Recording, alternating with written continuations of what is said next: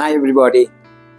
Well, today marks a very significant day in our calendar. It's International Day of the Girl Child. Myself, as a doctor, I have been seeing children for the last 38 years. I have seen that actually what the parents of today, as a child, they had access to better facilities, they had access to more freedom, they had access to better opportunities when it came to education. But today I see that the very girl child who was born, say 20 years, 22 years ago, her children do not enjoy that privilege when it comes to education, when it comes to freedom of movement, and when it comes to equal availability of whatever facilities that would go to a children. For example, I would like to tell you that today's children, what I see today, they have less opportunity. They have less freedom, they have less facilities, and they have less of whatever is available for their male counterparts. Today, with the economic downfall that we as a country experienced in the recent past, the parents I know, those parents who have one girl child and a boy child, or those who have two girl children and two boy children, they curtail their expenses in a way that affects the girl child. For example, if they are going to school, the girl child is the first to be stopped from schooling because they feel this child is going to just be a mother and a housewife, and it is the boys that needs education, which is not correct at all.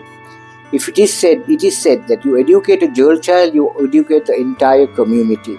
She will be a guiding light for education of her own children. Today, however, the economic constraints are such that although it is not the intention of the parents, they are forced to curtail girl child education. Another thing that affects them is they are growing up in a world, in a society where others who are more fortunate are getting themselves, their parents are able to afford the education that they need. So they grow up as a secondary class or a second citizen or second to somebody who had all the opportunities, and the sadness that I can say that they would experience in a few years' time, seeing their more well-to-do colleagues, well-to-do classmates are educated and have a different social strata in time to come. This is going to break their hearts, and this is going to psychologically affect them, and they don't forget they are also going to be wives and mothers of children of this nation. This is a very serious thing where we are going to affect a certain population of the girl child who are going to be mothers and wives of tomorrow. We are going to psychologically affect them, and this, I think, could have some impact on the society that they bring about, that is in their children. I have come across so many mothers, so many parents who helplessly have stopped their girl child from going to school due to whatever economic situation that exists in this country. Our children, I know by seeing them through years and years or decades, I have seen our children are absolutely intelligent children. Especially, I don't know why, not that I am being biased to the boys, but I know our girl children are very intelligent. I just ask these children, even if they come to for medicine for themselves or their parents or their grandparents, I always talk to the children because they are the future of tomorrow. They are going to be the adults and they are going to be the leaders of tomorrow. I talk to them, and I am sometimes shocked by the intelligence, how intelligent they are.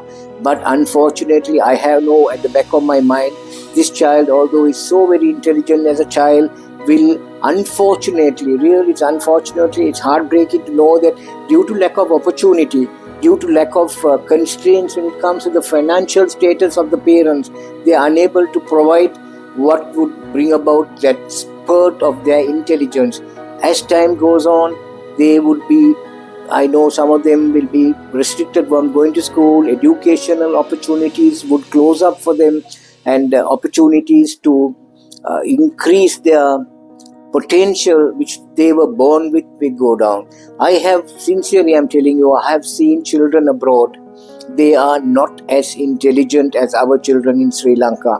But on the contrary, what is there? The children, when they are in a different society, when they are abroad, for example, they are having ample opportunity to increase their knowledge, increase their potential. Unfortunately, the contrary is here. Though these children are born very intelligent, they don't have the opportunity, or opportunity due to certain economic factors are restricted to them. So my appeal to my dear parents is that let us bring about changes in our life. Let us bring about changes in the administration of this nation, changes in the government of this nation that would recognize the need to develop our children, especially our girl child, which is being neglected today. Let us give her every potential, facilitate everything that would make for her to develop into a very useful citizen who could contribute immensely to the development and welfare of this nation. My humble request once again is, let's not differentiate between a girl child and a boy child.